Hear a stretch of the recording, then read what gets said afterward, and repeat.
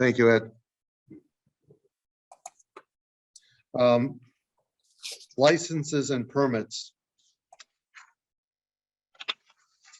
Vern Kennedy for the number 10, requesting a one-day liquor license for the Berkshire Opera Festival event to be held at St. James Place, 352 Main Street, Great Barrington, on March 27th, 2022, from 4 p.m. to 8 p.m. Not sure there's anyone here. I'm not sure there has to be, but. Vern is on. I am here if you can Okay, there you are. hear me. Did you want to say anything about this? Nope, just if you had any questions, I'm here for you if you. Thank you.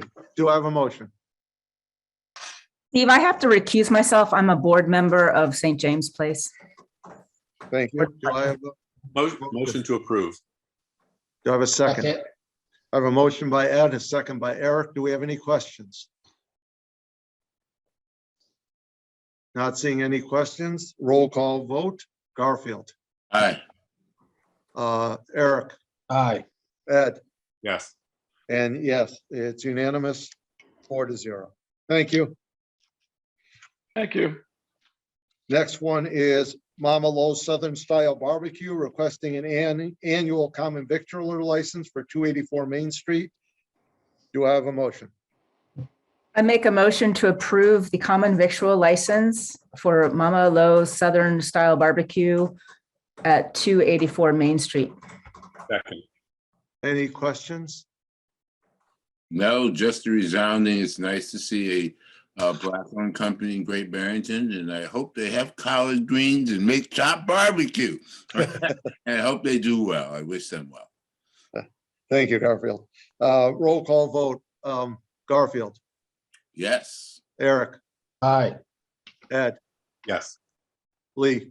A resounding yes. And yes, it's unanimous. Lastly, lastly, Andrew Sagarin for Berkshire South Regional Community Center, requesting permission to use town roads for their 8th annual 5K run walk on May 2nd. And it says 2020. I think it's 2022. That's actually, it's May 14th, Well, 22. we got the year and the date wrong, Andrew. Sorry. That was an error on the first letter I sent that I guess didn't get corrected. Okay, so it's May, just to be clear, it's May 14th, 2022. We missed 2 years ago. Do I have a motion? I make a motion to approve the use of town road for the 8th annual 5K run walk on May 14th, 2022. Second. Any discussion? I guess I should say for the Berkshire South Regional Community Center. Sorry, I missed that. Yeah, that's fine. Can we just make sure, Mark, that all department heads who need to know, make sure the date is correct for them, the police and DPW, et cetera. Make sure there's no confusion. So, thank you. Roll call vote. Garfield. Yes. Eric. Aye. Ed. Yes. Lee. Aye. And I. It's unanimous. Good luck, Andrew. Thank you. Next is a continued discussion on the proposed short-term rental bylaw and to set a date for public input session. So my hope tonight is that we get through the pieces that are still out there. I don't intend to take a vote on the entire bylaw tonight because we want to have a public input session. So if we take a vote on the entire bylaw, why would we have a public input session? It's kind of like, it's not a public hearing, but similar to taking a vote before a public hearing. What sense would that make? So that's number one. And then we'll see if we can set a date. I think, Mark, correct me if I'm wrong. I think we talked about possible dates, and April 4th was a Monday. That was okay to do. It was as late as we could go, though. Yeah, I think April 4th would be fine. Yes. Does that work for the board? Yes. Yes. Okay, so we will do it at 6 o'clock on April 4th. And right now there are 24 attendees and 6 panelists for a total of 30 people. Chris, do you want to try to guide us through the little bit we have left? Sure, I'll try to do that. Can we go ahead and share the screen, Steve? Yeah, please.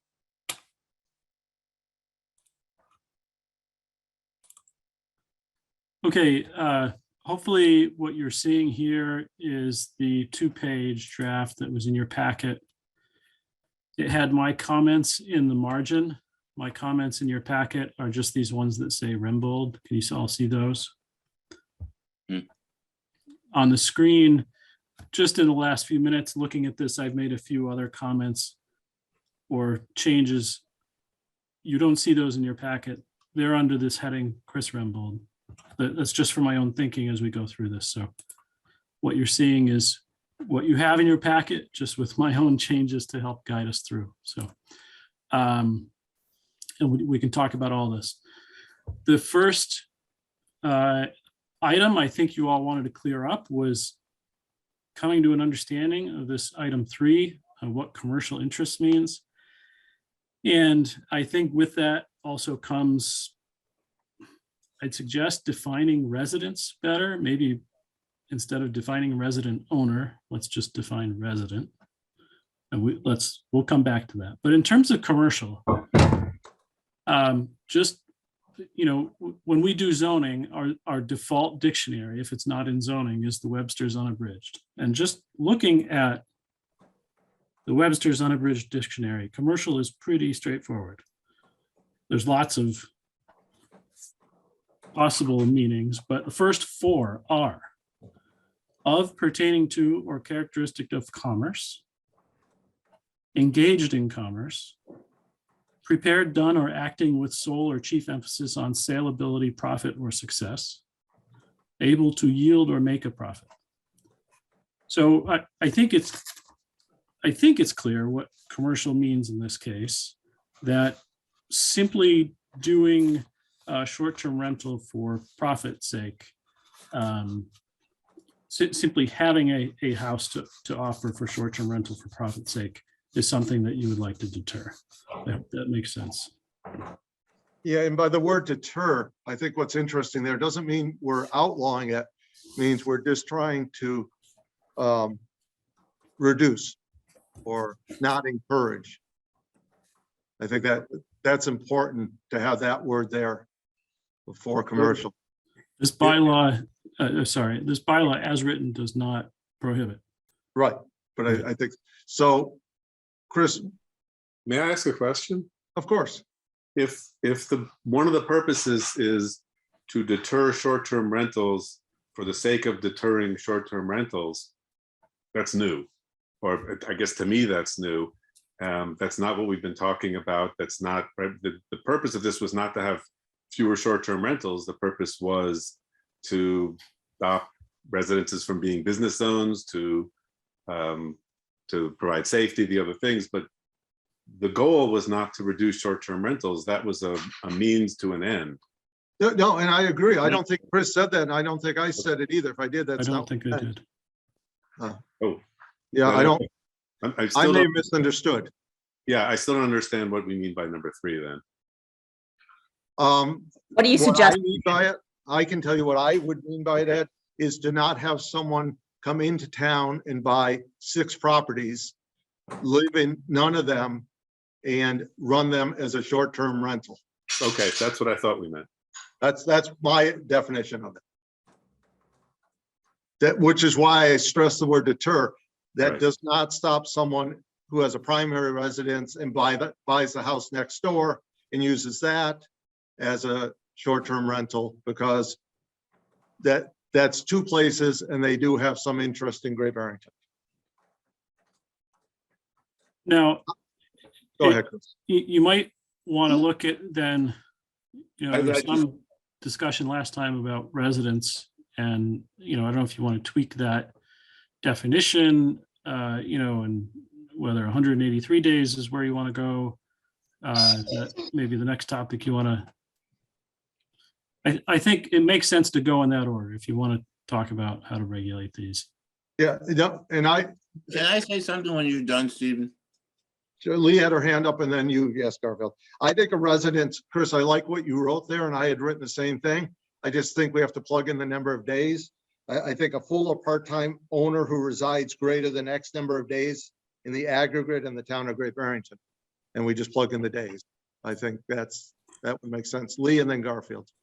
I just, if I could just, Yes, of course. the reason to do that, full or part-time, because there was a lot of discussion about treating people differently. And if you just define resident, full or part-time, and then what you're talking about only is the number of days that they're here. You're not, defining them in a certain way, Okay. part-time or short-time or second homeowner or whatever.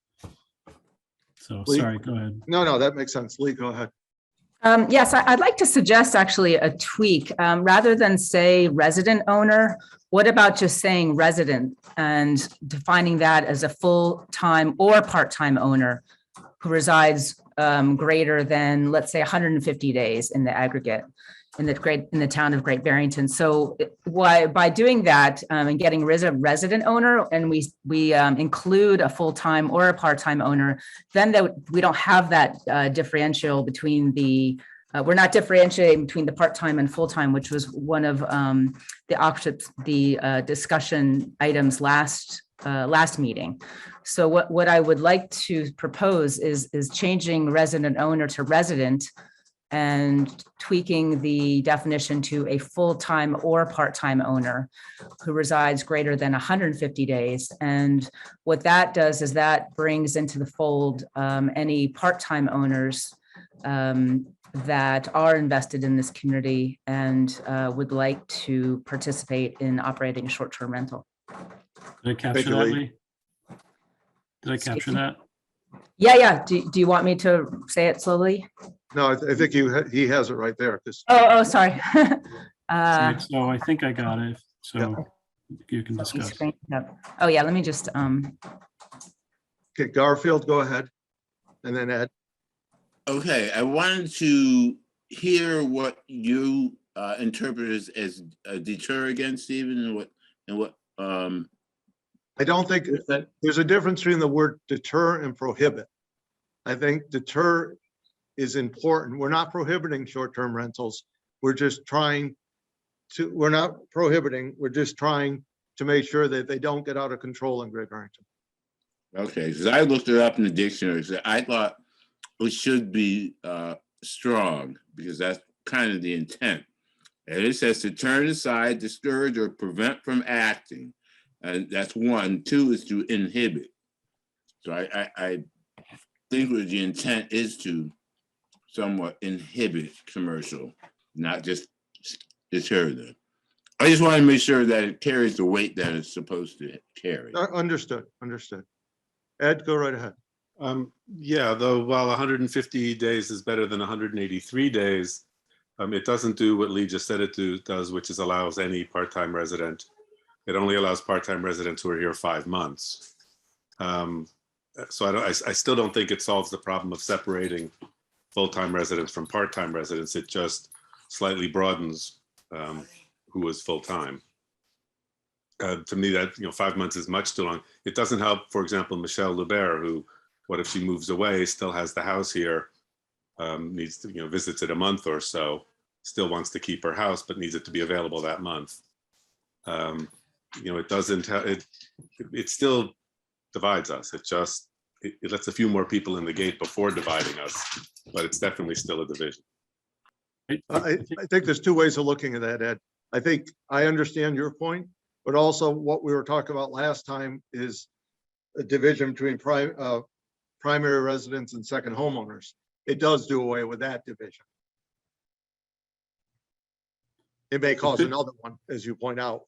It could be 90, it could be 120, but this may be the area that you look to come to some agreement. Yeah, I would like a much lower number. Because it's, if you're not, first of all, it does make you a second homeowner. If you're there for 150 days, you're somewhere else the other days. So it is a second homeowner, presumably, or a camper. So I would like to see a much lower number. well, I can live with a lower number. I just don't know how low.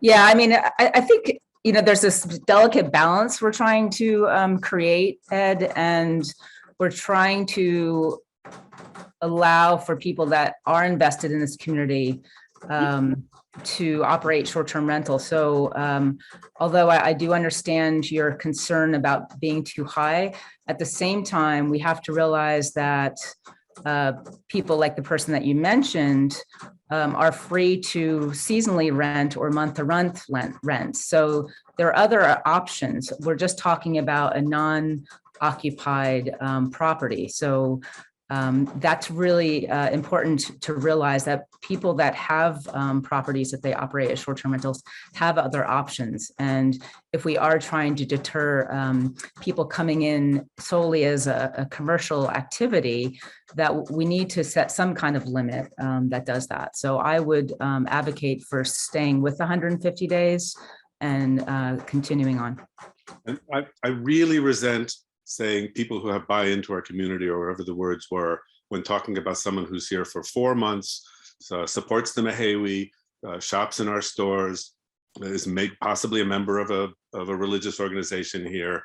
To say that they're not invested in our community is offensive. That's what I'm trying to avoid here. And yes, of course, we all have other options. If I live here year round, I have other options. I could rent it year round. We have other options, but this is still dividing second homeowners. It's just, again, opening the door to people who are here a little bit longer. So one of the suggestions that was given to me by someone in an email was that we have two types of licenses, and just hear me out. So when someone applies for a permit, they can apply for a residential, or they can apply for, I'm going to use the word commercial. And anyone can get one of each, and all they have to do is sign an affidavit that says that they, at some point during the year, they live in that home. I don't know if that solves it or not, but the most anyone can get is 2. And that limits it, obviously. I think I'm okay with that, but I will throw that out there for discussion. Well, I would like to hear what Ed's number, what is this number that you're have in mind, Ed? I'm much less concerned with this because I don't think this is a problem. I would not let corporations do it. I don't have a problem limiting it like Steve just said. If what we're trying to do is stop people from coming in, buying up lots of homes and turning them to short-term rentals, let's do that. Let's not differentiate between somebody who uses it for a month, uses it for 3 months, but it's part of this community, somebody who has lived here their whole life and then moves to Florida, but still wants to keep their house.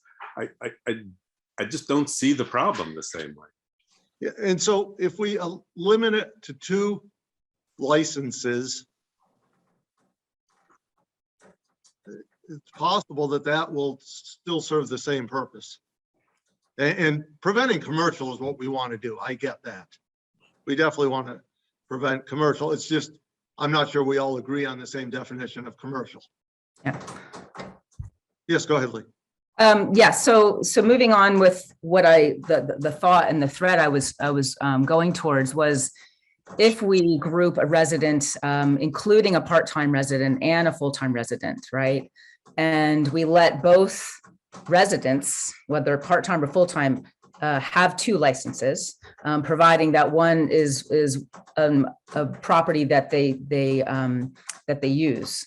And so then this evens out the part-time, full-time issue, and it allows everyone to participate. So I think what we're talking about right now is what defines a part-time resident, from what I can understand what the discussion is. So with 150 days, I can see that Ed is just not interested in having any kind of regulation in terms of splitting, adding like a number of days for unoccupied rentals. But if we go down this road and equalize the part-time and the full-time residents, what I'm trying to find is what limit of days are we comfortable with the unoccupied property? Because what we're really trying to do is make sure that there's enough housing options available for people that live and work in this community. So there's this delicate balance we're trying to achieve. And so that's where the, the part-time, full-time issue, I think, is coming into focus. But my curiosity and my question is, what defines a part-time resident, whether it's 180 days or 150 days. So we do need to bring that into the fold. And, we also need to think that there are people that are here full-time that can't find housing. And so I think that we need to remember that. So I would go with what Steve suggested. Someone who uses the house as a part-time resident. what is the part-time? What's the number, though? I don't think That's what we're I don't trying. think that's for us to say. I don't think it's for us to tell someone like Michelle Lubert, who has lived here her whole life, how many days she has to be here to still be considered part of the community. I don't think that's our. I just think he says. How does that differentiate between an investor? If she says this is still my home and I use it some of the year, I might get. And we're all investors, right? I bought my house. It's worth a lot more than I paid for it. So far, a good investment. We're all invested, so that I don't think that's useful. It's her home. This is the home she grew up in. It's the home her father owned, right? I think, again, I like Steve's suggestion. So we do need to have a definition of a part-time resident. Yes. So be, You want to repeat it, Steve? The only thing that was suggested was that someone who will sign an affidavit that says they use a home for residence during the year. well, I think that opens up a huge loophole. I think we're going backwards, and we're opening ourselves up to people that say, hey, I use the residence, I use it for 2 days, and therefore I should be able to purchase properties at will. So I think that we need to be careful that we don't go down that road. And we do need some kind of sense of limitation. This is not something that is new. Many communities have done limitations. Lennox has set 75 days. So this is not something that we're inventing. And it is very, very important that we have a limitations, because when people are looking to buy properties solely as a commercial investment, they're going to look for these loopholes. So I think we need to be strong in limiting the days. So I disagree with Ed's suggestion, although I respect his. Steve's suggestion. Well, no, but you're saying that don't have an affidavit, and I'm saying that makes it too easy. I said that because it was suggested to me. Yeah, I'm just trying to saying find a that compromise. has a loophole that when people are coming into to profit over properties that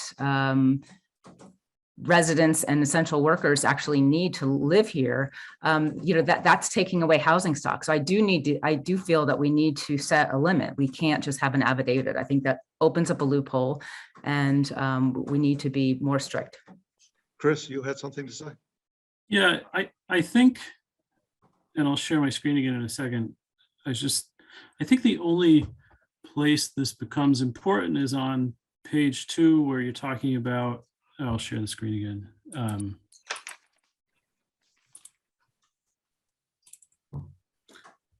Where you're right now it's under registration, but really this is a regulation that we should move up. Right. Onto page 1. So this is the other place it matters how you're defining this is because a resident owner can offer 2 dwelling units, but a non-resident owner can only offer 1. So is that something you all agree on? I mean, if you want to allow that possibility for somebody who resides here for X amount of days, then you have to set the number of days to be able to do 2 properties, then you need to decide how to define it.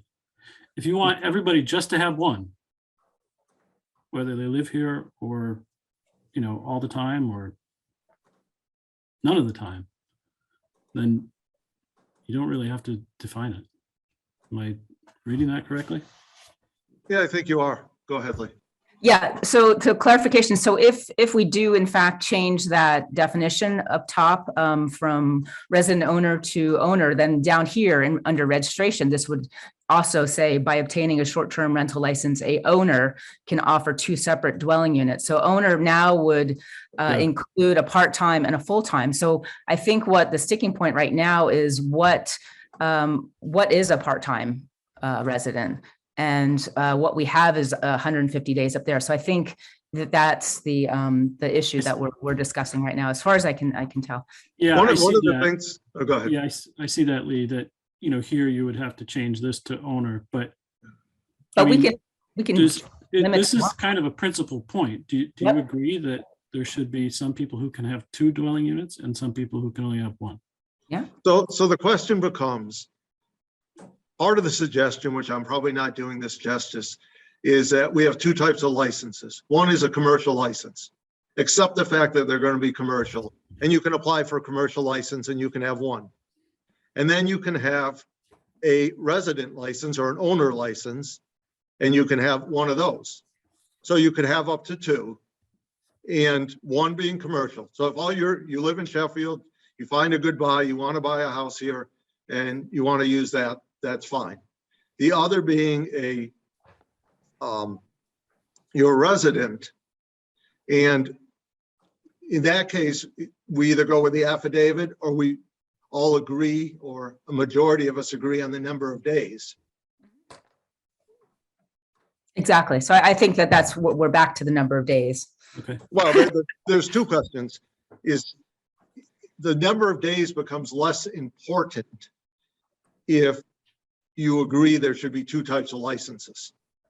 Because if you only live here 20 days and it says 110, just making up a number, so you just buy a commercial license and you can still use your house, But but you can only use 1. yeah. You may not like that, and I'm just throwing that out there as a compromise. Yeah, no, so I'm just wondering what's to stop someone from saying that they reside in it and they apply for a resident license when they're only here for 10 days. I mean, again, I'm trying to ensure that there's not loopholes for this. So, I mean, we could, so that's the question. I mean, are we happy with 2? Should we, have residents full-time and part-time just have 1, as long as they can claim that they have some kind of investment in the community, and then there's a commercial license, so everyone gets 1. We could do that. And I mean, really, the 2 came in before as a suggestion when we were differentiating between full and part-time. So another question is, do we just allow everyone to have 1? They're invested in some fashion, whether it's a certain number of days or affidavit. And so I asked the board if they would want to limit it to 1 and, have the 90-day limit in terms of unoccupied residents. You have the rest as it is, but in terms of having a license to operate it, then at least we would have that as a record that they've signed this affidavit. But I would ask that if we're going to open up that, we would limit it to 1 for across the board. Steve? Yes, go ahead, Ed. I'm sorry. That's okay. I would go back to, I support what Steve suggested, which is 2. 1 is a residence, which is defined as you swear it's your resident, that you live there part of the year. And the other could be commercial. I think that solves our problem that meets the definition we came up with deterring commercial interests, stops people from coming in and buying 5 or 6 or 4 or even 3. To me, that does it, and it sounds like a good compromise.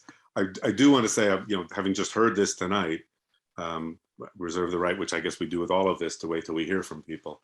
Yeah, But- no, that's, Right. Lee, what if, and I'm just trying to come up with a compromise. Mhm. What if we leave it up to Chris and David to come up with some sort of see if there's a way to close the loophole? Mhm. And that's right. We're not voting on this tonight anyways. So if there's a way to close the loophole that someone has to prove that they're here so many days, that, there may be some legal way to do that, that they actually use the house as a residence. With respect, I think that is going to be awfully tough to prove. You can prove through various other documents whether or not you have a primary versus a secondary home. Mhm. You know, registration, car registration, where you vote. That is more or less straightforward, and it's documentation that the assessor relies on to bill property tax and non-domiciled personal property tax. So that's a set system, but So let me ask this looking at question. some other, verifying some other number of days, I think is a really, really tough thing to define. I don't think there's a way to close that loophole. So let me ask this question, Chris. So that's a really good point. How do we prove 150 days? How do we prove 60 days? How do we prove any of that? Yeah. As I think about that, it might be difficult to do. So we might just be back to signing a legal document that says you live here 90 days, 60 days, you live here, period. And that's a loophole in itself. Yeah. Why would that be a loophole? I'm not sure I understand. Well, how do we prove, if someone says, if we have let's use 150 days, which, and we say you have to live there 150 days in order for you to do what you have to do. How do we prove they're there 150 days, not 149, not 130, not 120? Now, I'm just throwing this out. I don't even know if this is the right idea, but could it be something stickered like you do with your automobile? You have a sticker on there that says, you're good for a year, if you will. That tells you everyone that they're good for a year. Can you have a sticker or something like that posts that will let you know the time frame? No, I think what the problem is, Garfield, is proving someone is actually there 150 days. Say, if we say you have to be there 150 days in order to use your residence as a short-term rental, there's no way to prove that. Yeah, go ahead, Lee. Yeah, so in the research that I've done, I know that in places that do have licenses and that do have limitations for the numbers of properties that can be operated as a short-term rental. For example, Seattle has this split, but they don't have a difference between part-time and full-time. So they either have a primary resident is allowed to licensed, is allowed and licensed to operate 2 short-term rentals. And if you're not a primary residence, then you have a commercial license that has 1. So it's clear, and it answers kind of Chris's point that you can verify if someone's a primary resident, and you can also verify if they're not. But when you have this kind of gray area of part-time, full-time, or then that's what we're wrestling about. So we're wrestling with, and I do respect that we have a lot of part-time owners or part-time residents that are invested in this community, and we're trying to find that ability for them to be to fold into this bylaw. But it's a difficult task without being able to fall back onto this primary residency documentation that is easier to prove. So. That's why I suggest we don't differentiate, because it is hard to prove. But yeah. Chris? Well, and the 90 days, does that, I'm unclear. Sorry to be jumping around. No, it's okay. Does the 90 days, would that apply to everybody? Would that apply just to commercial licenses? Would that apply to somebody who rents That would, while they live there? yeah, that would be across the board for unoccupied properties. So if if you own something and you're not there, and it's unoccupied, it's across the board 90 days, whether you're have a commercial license or residential license. So that's fine. I think what we're talking about is for people that with regards to ADUs and rooms, by right, we have, if you look at under rentals of rooms, someone can, when they're in the property, they can, by right, rent rooms, two rooms or an ADU out. So that's, the difference between that is that's an occupied short-term rental. I see. And so that's, important to verify or distinguish. So really, when we talk about short-term rental of rooms and secondary units, that's an occupied short-term rental, which we're fine with. That, is serving a purpose. That's an existing residential unit that is being, repurposed and folded into helping someone looking for short-term rental. I think what the sticking point is really is, trying to allow for part-time residents to be in the fold, and that's proving more difficult. So again, with the research I've done and places that have these licenses, they just distinguish between a primary residence, which you can, or resident that you can easily document, and someone that isn't. So I don't know if we're making it harder for ourselves to allow to allow the part-time Are residents. you abandoning your 150-day suggestion and going back to 183? No. I'm just saying, I'm backing up what Chris said, saying it's hard. Right. No, I get that. So given that, are you? No, this is just a discussion, Ed. I guess I'm wondering what we're discussing. We're discussing how we, Right. No, we've determined the fact that you can't prove under 183 days how long somebody's in the home. right, We all know that. So then we're back to Steve's proposal, or I'm not sure what Lee's proposal is. Is it still 150, or is it back to 183? well, I'm not sure that we're, proposing. Yeah, we're in the middle of discussing it. All right, I will wait till there is I one. think it's been established that easier is primary residence, but some of us don't like that, and I'm one of them. So we've kind of backed ourselves in a little bit of a corner. We're not going to do what's easier, but we have to figure out how to do what we think is the right way of doing it. I think it's much easier to do primary, and I understand why they do that. It's simple. Yeah. Yeah. So what if, you had a primary license and then you had a commercial license? So I don't want to discriminate between whether- primary and secondary homeowners. well, in order to do to fulfill the purpose and intent, we're going to need to do something. So we have, again, looking at places that have wrestled with this issue, a primary resident would be, let's say, this is just hypothetically, a primary resident would be allowed to operate two, providing that one is their primary residence, and anyone else would be able to operate one. I mean, that was the original, or we can just say two and two. So you're either have a resident license, or you have a commercial license. So that just means that anyone that's not here for more than 183 days gets a commercial license. So, I mean, it's just real semantics. It's basically saying you're either can prove that you're here as a primary resident or you're not. So, But are you going back to, if you're a primary resident, you get two, and if you're not, you get one? Let's just say two and two. Let's not split hairs here. Let's just say two and two. Okay, Everyone, that's what Steve said. Right. You said 2 and 2. Well, it That was, was Steve's proposal, wasn't it?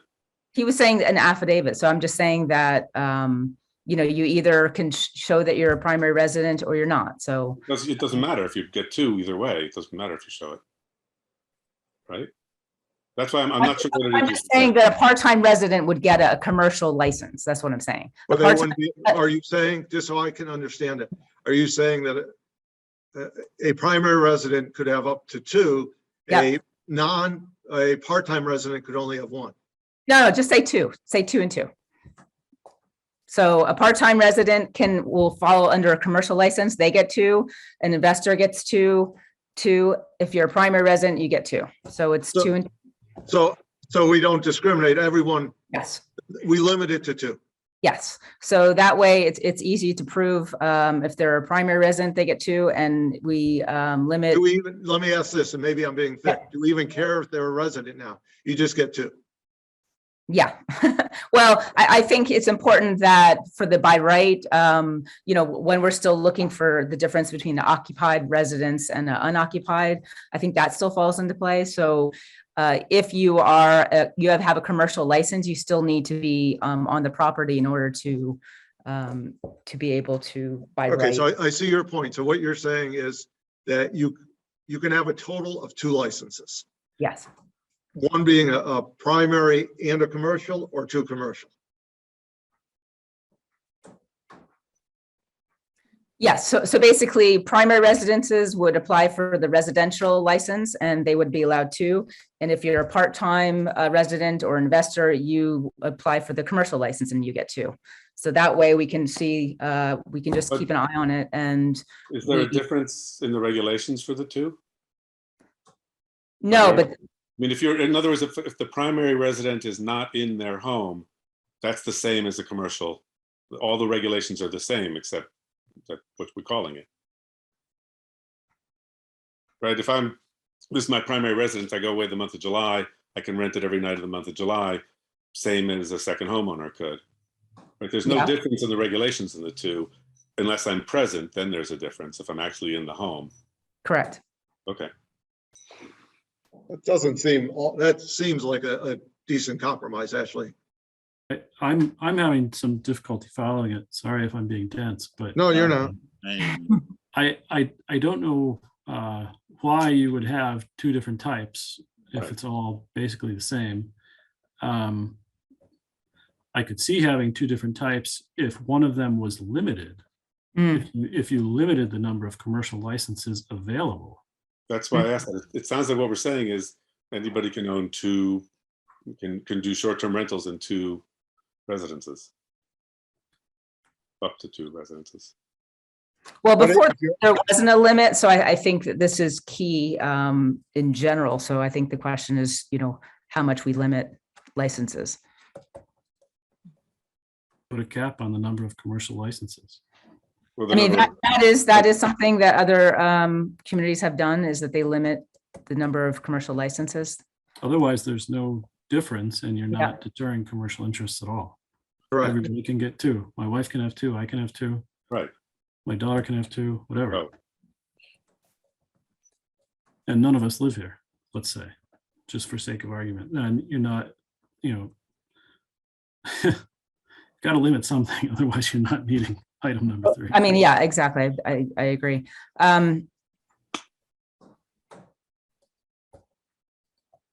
This is all trying to figure out the definition of resident, Yes, it which is. I'm not laughing. I think it was important and it was a very good discussion. Yeah, no, it's been a fine discussion. I think we have not, I think we've all compromised to the point that we're maybe thinking. don't have a bylaw. We need to figure out, I mean, there is the 90-day part. And if I understand that correctly, that if it's your residence and you're there, you can rent it out for more than 90 days. And if you're not there, you can only use it for 90 days. Correct. Yeah. So that speaks to the unoccupied short-term rental, which is really what we're mostly deterring. We're trying to deter people from coming in and solely buying properties to make a profit. So that 90 days Okay. across the board deals with whether it's an unoccupied residence.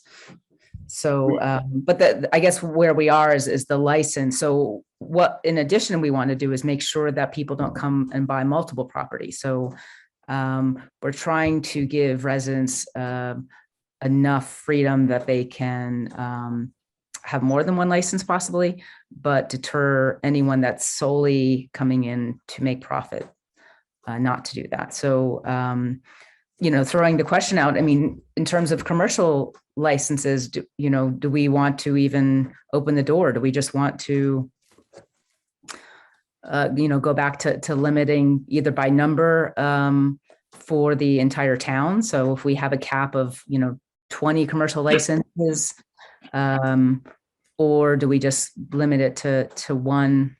If you don't have any investment in this community, you can only have 1. So. I don't know if even the 90 days deters commercial interests. I mean, you could buy a house, not live there at all, simply buy it as an investment property. You're capped at 90 days. If you're renting it at $250, $300 a night, you Mhm. could possibly still pay the mortgage on that investment property, Yeah. you know, and let it sit empty the rest of the year, and it's not doing anybody any good. So what Well, I happens mean- to that structure the rest of the year when somebody who can afford it is just letting it sit vacant because they're capped at 90 days? Well, I mean, okay, go ahead, Steve. No, go ahead, Lee. That's fine. So, I mean, in the conversations I've had with realtors is that what I've been told is that when investors are coming in to look at a community, whether to purchase property solely as an investment, the first thing they'll ask is what's the bylaws on short-term rentals? And what they're looking for is the cap. And they're looking to see the number of days. And from that, they look at how much profit can they make in those number of days. So it's very, very important, I believe, and what I've been told is to have a lower limit to deter people, because what they're going to do is they're going to do the math and they're going to figure out, okay, well, it's not worth it if because it's going to be unoccupied as a property owner, it's not worth it for me. So that is actually a very, very important deterrent, Chris. Okay. And that is why, most places do stick with not 90 days, or in Lennox's case, it was 75 days. So that So actually, let me ask you a question, and it is not a proposal. This is like bargaining. This is not my last best offer. Just thinking out loud, which is really dangerous at this time of night after I've worked a full day. So if we limit everyone just to one, but we make it 180 days instead of 90, kind of serves the same purpose.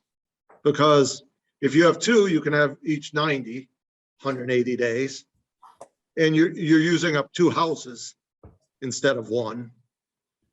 And I'm just throwing that out there. Tell me why that's a bad thought. If we're opening up the day limit again, possibly a limit will stop somebody from buying it, but also a limit will stop somebody from renting it, bringing in taxes, bringing in tourists who spend money. There's a cost to limiting it to 90 days. I get what you're saying. If we're going to have a limit, 180 equals 2 90s. Yes. So yeah, I hesitate to say that's a good idea because I think the limit's a bad idea. However, within that. That would, and I'm not advocating this, I'm just trying to hear why it's a dumb idea, is that instead of saying to someone, you can have two houses using up more housing stock at 90 days each, why wrestle with that? Why not just say one house at 180 and you've theoretically opened up more housing stock? There's probably something wrong with that, but it's this time of night, just tell me what's wrong with it. so across the board, just to clarify what you're possibly proposing, Steve. So everyone would apply for a license. You get one license, doesn't matter who you are. Yeah, so everyone gets one license. It's capped at 180 days if it's unoccupied. Correct. If it's occupied, then that's when they can, by right, rent it all year round or an ADU. So, but in order to operate a short-term rental, they have to get a license.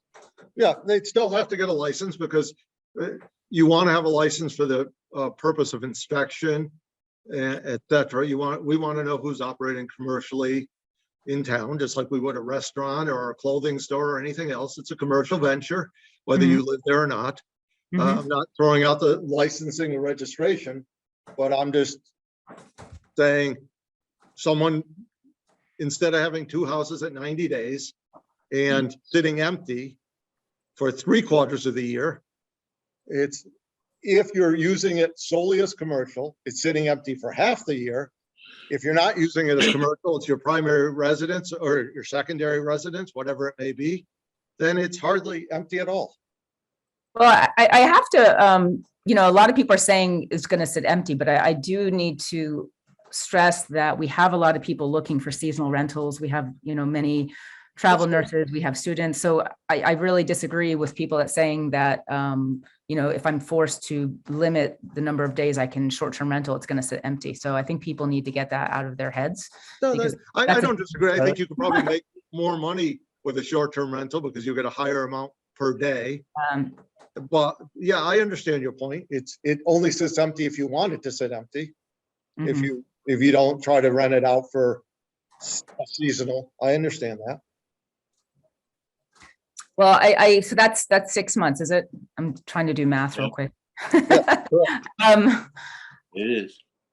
So then, Steve, if I live in my Don't home, ask any hard questions, Ed, please. okay, I own another home, I rent another home in town that I do 180 days. I go to visit my mother for a month. I can't rent out the home that I live in for that month because I've already got another home that I do 180 days in. Yes. So the yeah, town just doesn't, one. the Yes. town that's doesn't correct. get that, so the town doesn't get that 30 days of room tax. That's true. Okay. I didn't say I thought this thoroughly through. No, I'm just, right. Yeah, but That's but what but I what think bothers. there's sorry. advantages and disadvantages to it. Right. What bothers me with all of this is we're telling the story of investors coming in, buying up houses, kicking out year-round rentals and running a short-term rental.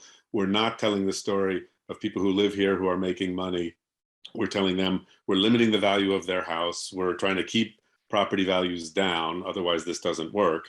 And I'm not defending this because it's really not a Right. proposal, but No. if you it's an interesting idea. Again, within this thing that we're doing, which I don't think is good, that's better. How's that? yeah, that's all I'm saying is that Right. if you go to Arizona for 4 months, you're here for 2, so you can make it because you can do it for 6 months. Garfield, go ahead. A couple of things. One is just on the 90-day note, if you're doing 90 days, you're doing this, what, $300 a night? Didn't we figure out that's $31,000? If you can't make it work with another $31,000, you need a new accountant, or you're way in over your head, because I think $31,000 is going to supplement anyone just fine. I do have a concern. Excuse me. I do have a concern. Yeah, I didn't speak when you were speaking, Ed. Go ahead, Garfield. Thank you. I do have concern about worrying about tourists and the profit. I don't think this town is going to lose any money if we don't have a 30, because we don't know that. That's conjecture. But I'm conjecturing because I think this town will not lose any money because we're a 4-season town and there's people here bumping into each other all the time. I don't think we're gonna have to worry about that. May I? Yes, of course. Okay, so I don't want to be in the position where this board tells somebody how much money is enough money. $31,000 if they have a special needs child or an elderly parent they're trying to take care of in short-term in assisted living. I just don't think that's our point to say how much money is enough. And second, every day of room tax we don't have, it's not conjecture, that's money we're not getting. So we cut the number of days that people are renting short-term rental, that is less money. I'm not saying it isn't worth it to give up the money. I do think it isn't worth it. You can argue it's worth it, but you can't argue this will not cost the town money. This will cost the town money. Yeah, and I will agree with you, Ed. I'm not here to tell someone that they can only charge X amount of dollars and they can charge whatever the market That's will right. bear. And if they make $70,000, well, bless them, that they're entrepreneurs and they're using that. Hopefully they're spending that money mostly in Great Barrington. And we know that people who have short-term rentals have people who clean the house. They have handy people, hopefully who spend their money in Great Barrington. So I think all of it can be good. Lee, go ahead. A couple things. First of all, there is a housing crisis, and we have people looking for housing. We have a workforce that is struggling. We have local businesses that need people to work in their establishments, and we have people that have been evicted because of investors coming in and turning what was a residential property into an investment. So I think that can't be discounted. And when there is a crisis, that is a time that the town needs to look at regulations and see how to address this. So with people saying that we're going to be losing money, a lot of those people will end up coming to Great Barrington anyways, or if they don't stay in a short-term rental, they might go to established other lodging establishments such as hotel, bed and breakfasts. So I fail to see that is a direct correlation between someone not being able to stay in town and not spending money in town. So, whether they stay in Monterey or not, they're still going to come to Great Barrington. And if they can't stay in Great Barrington, they could probably look at a hotel or an inn. So I think we can't draw a line to that. But my bigger point is that what we're trying to do is to create more housing options.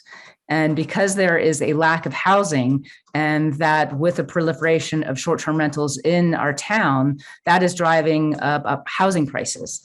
And that is pricing out a lot of locals. So I think that this is a worthwhile conversation in terms of how do we deter investors and limit the amount of short-term rentals, because that does have an adverse effect on neighborhood character, neighborhood cohesion.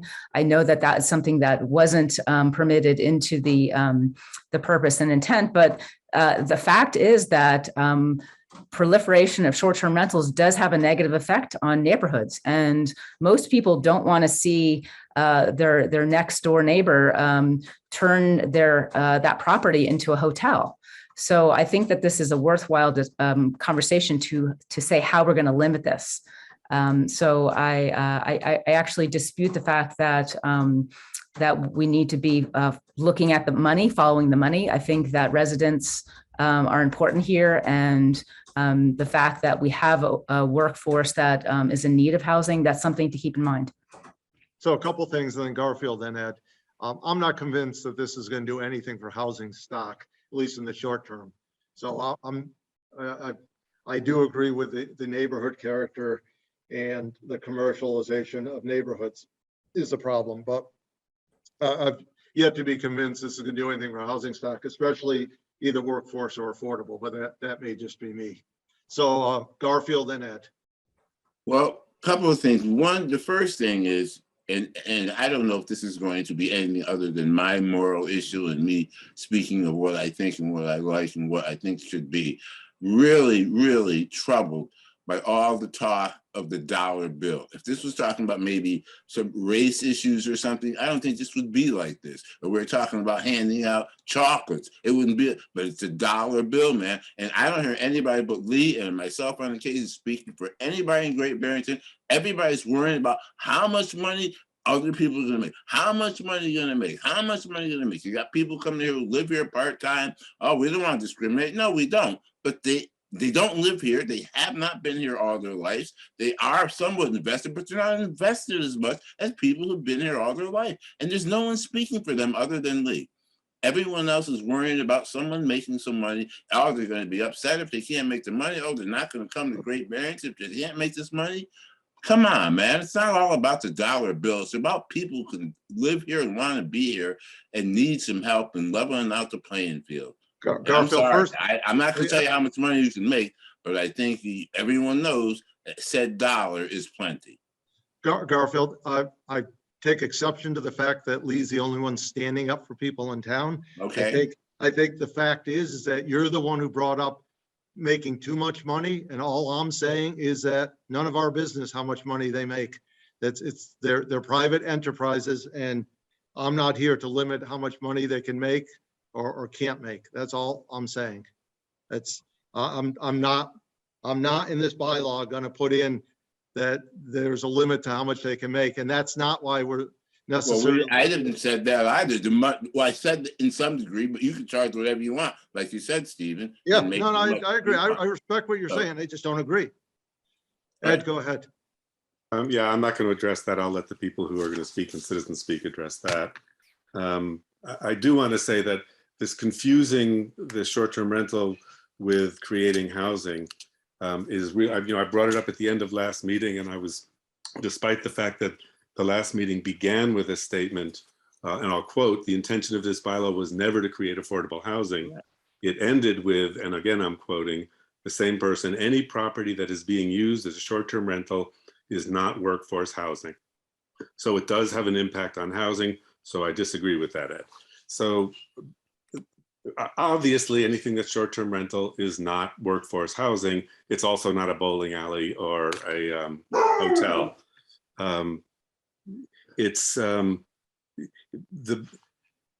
people who will be working in the stores downtown that are having trouble finding help will be making between $13.75 and $20 an hour. That's not going to rent these. The planning board has decided that, the subcommittee decided that, and this committee decided that. I think we really, everyone who speaks in favor of this at Citizen Speak talks about the need for housing. This will not create housing. It's confusing it. So I really wish we would stop making that, confusing people that way. Yeah, I think it is a little confusing. I'm not going to go as far as say it won't create housing. Someone may want to sell their house because of our regulation, but the ones that, many of them are 500,000 and up, so it's not going to be workforce or affordable housing. That's just my opinion. Doesn't mean I'm right. So where are we going here with this? Because it's 7:10. We know there's going to be a lot of people who want to speak, and then we're going to move on. So where do we want to go with this? Lee? I'll leave that. I want to answer Ed, but I want to see what people want to do with going from this point. Well, you've had, we've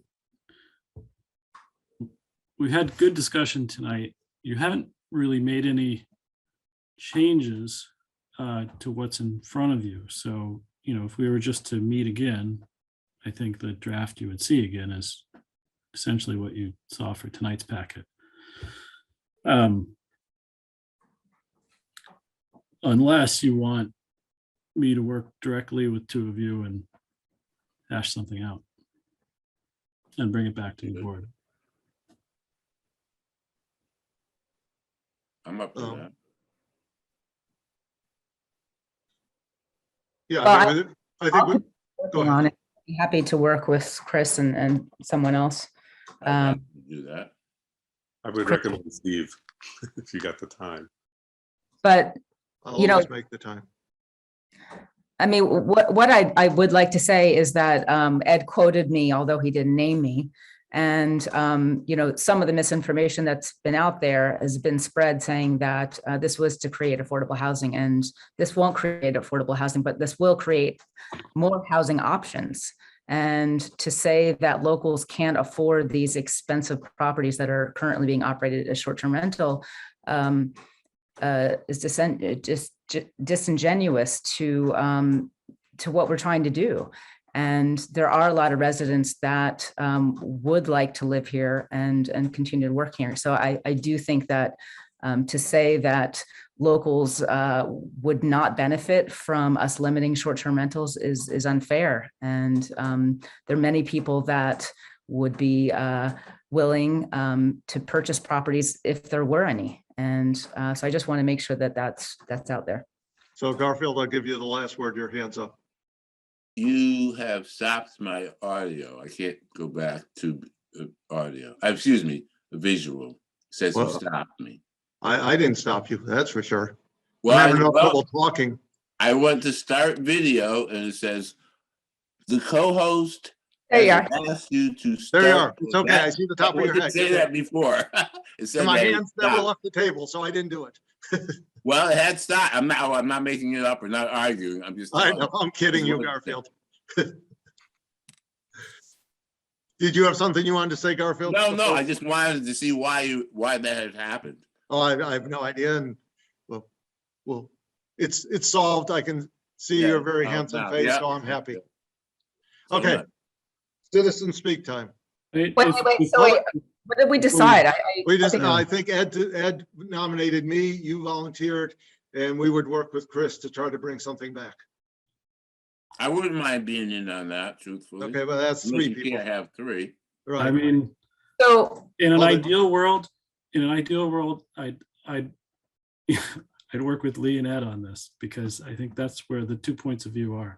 I'm happy with to that. do it. I'm just, you know, I can't. He's see honestly the point against that- this. I'm not saying, Yeah, I mean- saying I would come out with something that either of you agree with. My concern I will come is, back with something that is, that you, that you can discuss again. Well, it's just apparent that Ed is not in favor of any kind of limitations other than corporation, banning corporations. So I don't know where that's going to head. Right. I'm happy to do that. If It's perfectly clear. So I don't see what that's Steve going to. both think it's a good idea, I'm happy to do it. I'll leave that up to Steve.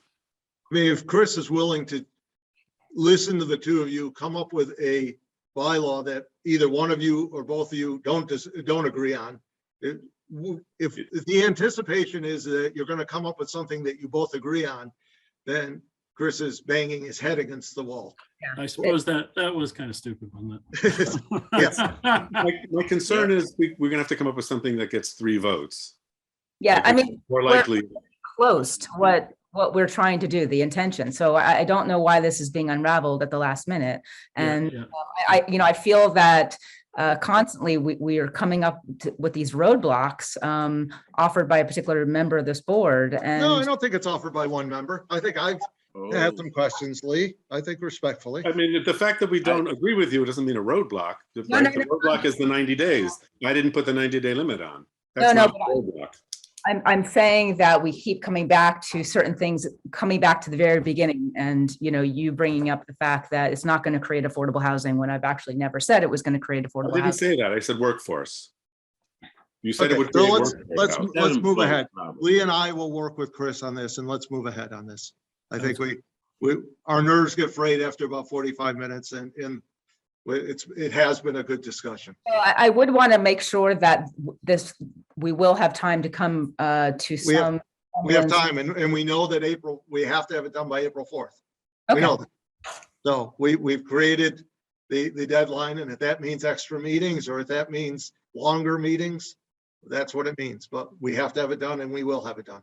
And could I also ask that we have a presentation by Granicus before we vote? Some of us haven't seen their presentation.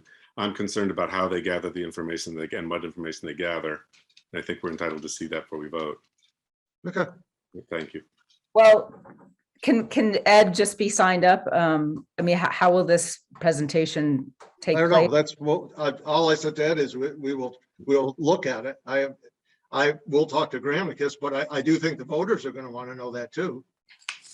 I think that's, I don't think they'll be against it, but I think they just are curious. I think everyone has a right to transparency. Oh, no, I'm Yeah, not. and I know you agree. I know you agree.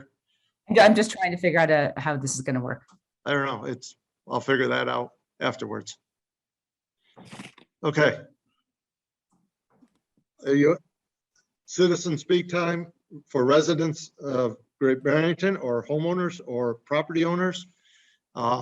Everyone has 3 minutes. I ask you to address, let's try this a little differently, address the chair and not mention select board members by name.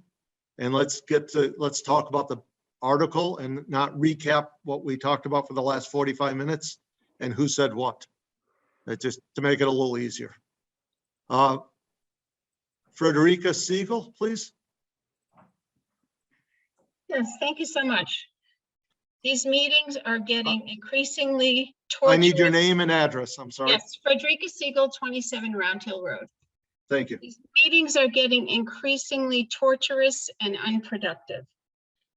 The idea of 150 days means nothing to nobody. It's not a legal definition of a resident.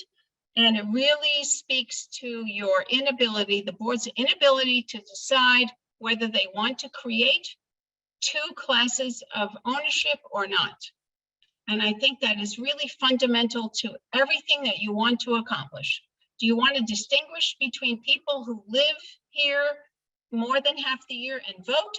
Or are you willing to just eliminate that and go with anybody who owns property? And the idea of 150 days, 183 days, it's not serving you well.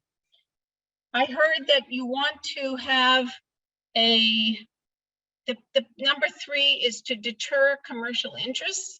And at the same time that you're talking about deterring commercial interests, you're talking about having part-time residents get a commercial license. That is about as unproductive a solution as you can get. So I feel you have to start over from the beginning and figure out what are your operating principles and what are you really trying to accomplish. Thank you very much. James.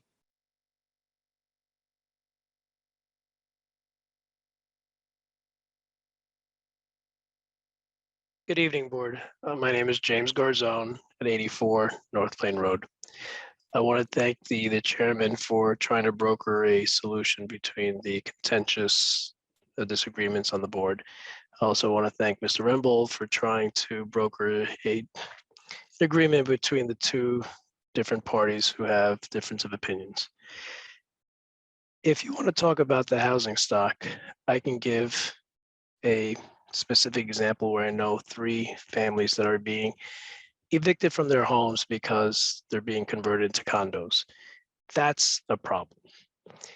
We can talk about the commercial interests doing short-term rentals, which can be a problem. And the solution of maybe limiting it to 2 is a great compromise.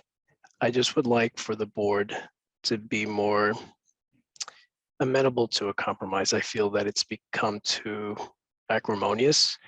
I feel that, thank you to the chairperson for trying to stop some talk of some socialism that was brought up in the last meeting. I feel that trying to restrict any profits is un-American and unconstitutional. We should all come to an agreement and a compromise. I mean, that's what makes this country great. That's what makes Great Barrington great. We want to have a community for all. I just want to say this doesn't impact me personally, so I have no stake in this. The only thing I want is for the community to come together and to come to a compromise that helps all. This is not a solution for affordable housing. This is not for workforce. This is not even to increase the housing stock, because when the commercial interests leave, those very expensive homes won't be for affordable housing or for workforce. I can tell you personally, I was looking into a 3-family house this weekend that I got outbid, that I wasn't going to transfer into short-term rentals. I was going to provide more housing for the community, upgrade the home. It was a 3-family, it was going to make long-term. I got outbid, which is the American way. Someone offered more than I did.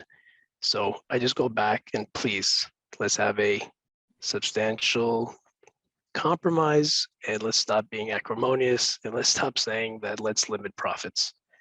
Thank you very much. Thank you very much.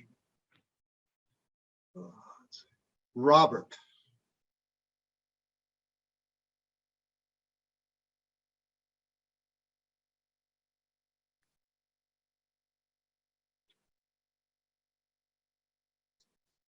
You're unmuted. Just give your name and address, please.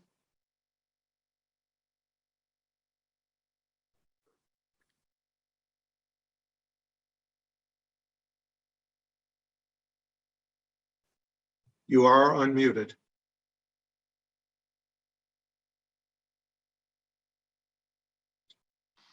How about now? Can you hear me now? Yeah, we can. Okay. Now we can't. All right. Robert Sloneker, 12 Gilmore Avenue. Thank you. Thanks for creating better ground rules this evening, Steve. Appreciate that. There's one comment that keeps recurring talking about the neighborhoods turning into hotels. I think one person mentioned it last week, where it's, you know, a horizontal hotel. How would you know the difference between an Airbnb home in a neighborhood and a home that is a weekend home in a neighborhood? We own one of these homes next door to us, and in fact, our neighbors and ourselves have enjoyed the company of some of our guests. We've had them over for, you know, social events and things like that. So we've gotten to meet some pretty interesting people. based on the fact that it's just a small 3-bedroom house, families usually come to do it and stay there. So the only indication anyone's actually in the house are a couple of cars in the driveway. Same as would be if it were a resident in that house. So I would like a little distinction, or at least a little proof that the neighborhood character is changing because of the Airbnb status. Because from our perspective in our neighborhood, and you can ask my neighbors, that isn't the case here. I also would be interesting to find more comparative communities that are going through similar situations. I don't think it's fair to look at Seattle, New York, or San Francisco, or some of these bigger communities as to what they've done and how they've addressed the issue. I think Lenox, Stockbridge, some of the other locations in the Berkshires are more in line. Other small resort towns or vacation towns might be in line. I think of the Outer Banks in North Carolina and how they handle most of the housing stock there is owned by out-of-towners. And the other fact of the confusion over what this issue is all about. And I appreciate both sides trying to really define what we're trying to accomplish here. And I tend to agree that, is this about short-term rentals, or is this about creating housing stock? Because I find myself confused when both terms are used during the course of many discussions. And that is all. Thank you. Thank you very much, Robert. Michelle Lubera, your hand went down, but I know you had your hand up for a while. So I'm going to recognize you, assuming your hand went down by mistake. Michelle LeBear, 70 Division Street. It didn't go down by mistake. I just got tired of holding it up electronically. Okay, no problem. It's okay. Just a couple of things. Not referring to anybody on the board in particular, but a couple comments were made. I was offended several times during the course of the discussion. I'm turning 64 this month. I was born 3 days after my mom and dad moved into the family homestead at 70 Division Street, a house my dad built. And to hear someone say, you know, we want to encourage people to invest in the community. You know, that really hurts. I've been here 64 years. I invested in this community long before a lot of members on the board did. So I would suggest, if you want to sell this, you don't say something like that. Also, the assumption being made that you know the financial circumstances of people doing this. You don't have any idea what money my husband and I need to have a comfortable retirement. So please don't make those assumptions. It was also said that it was to deter commercial businesses from buying up houses. However, a few times during the conversation, the word prevent commercial businesses. So is it prevent or to deter? And then another comment was made, you know, in the end, someone could sell their home. Well, you're listening to somebody who does not want to sell their home. I want to hold on to it. I've invested in this community, and I want to have a comfortable retirement. I think for some reason, I'm being backed into the corner and forced to solve, in some small way, solve the housing crisis in Great Barrington. And by the way, there's a housing crisis across the United States. It's not just Great Barrington. So it's going to be an interesting annual town meeting. For once, the discussion's not about the marijuana. It's going to be about this, because I'm pretty angry over this and the discussion that went on tonight. First off, I would just want to thank Steve for you to, as other people have said, trying to broker this during the evening. And Chris, I think you've done a great job tonight as well. Thank you. Thank you, Michelle. Dale Abrams.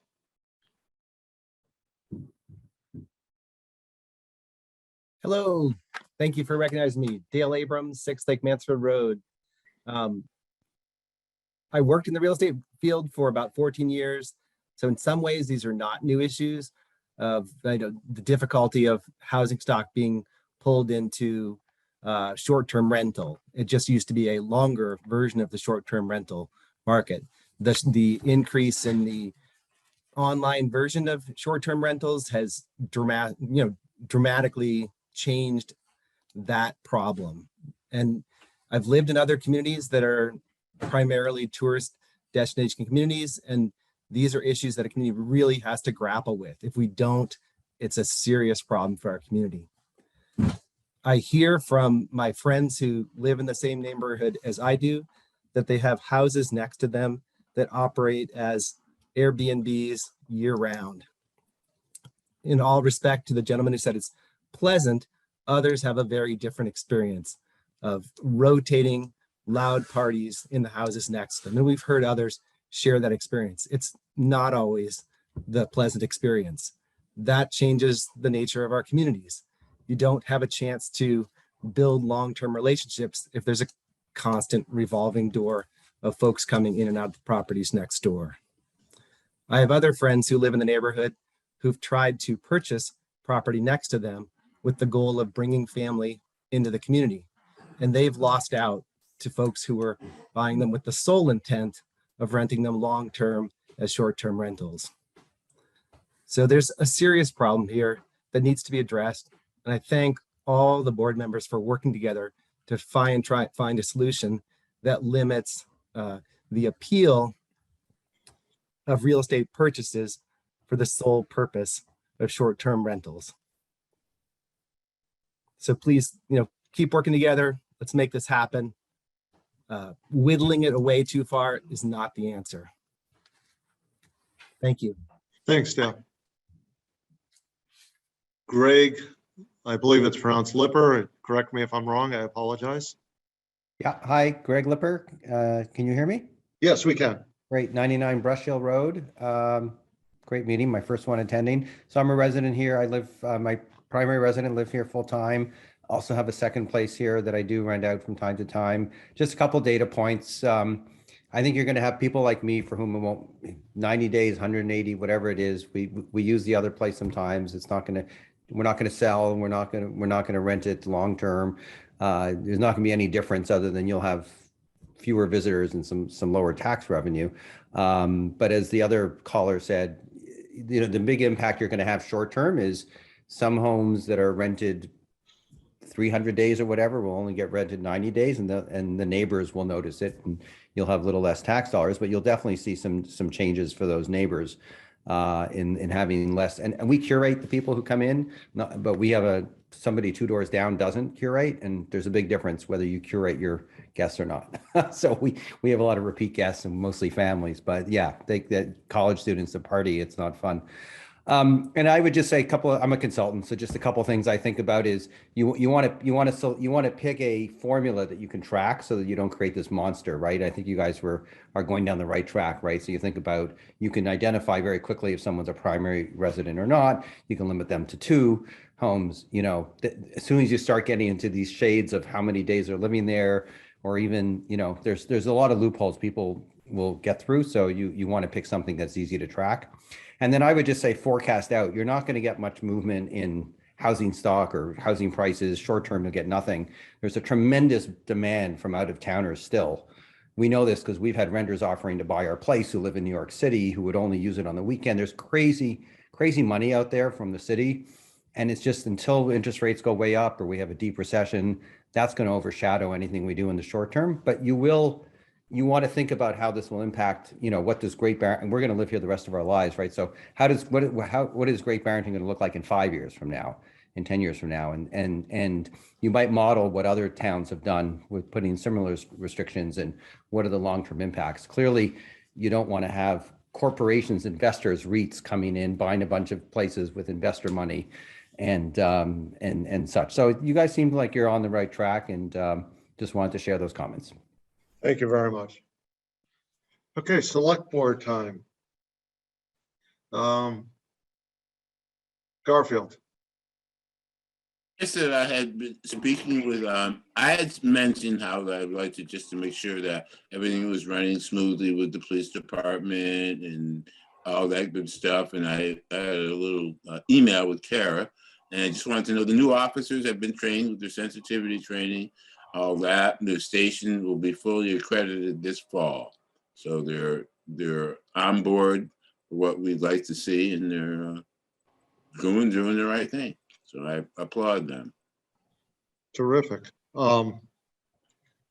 Eric, Nothing at this time. Thank you. thank you, Eric. Ed, Nothing. Lee, Nothing. and I have nothing. Media time.